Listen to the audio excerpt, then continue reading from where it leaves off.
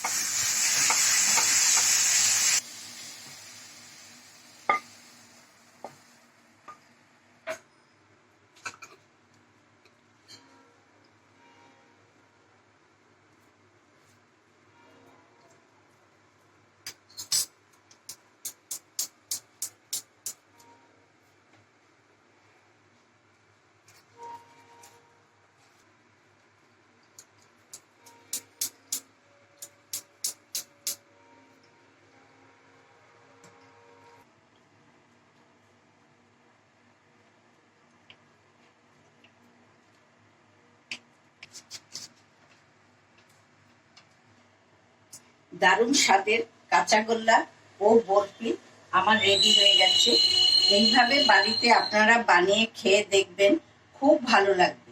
এই রেসিপিটি যদি আপনারা ফেসবুকে দেখে থাকেন, পেজটিকে ফলো করবেন, আর ইউটিউবে দেখে থাকলে সাবস্ক্রাইব, লাইক, শেয়ার, কমেন্ট করার জন্য অনুরোধ রইল। আপনারা সবাই ভালো থাকবেন। আবার আমি আপনাদের কাছে আরেকটি নতুন রেসিপি নিয়ে হাজির হব।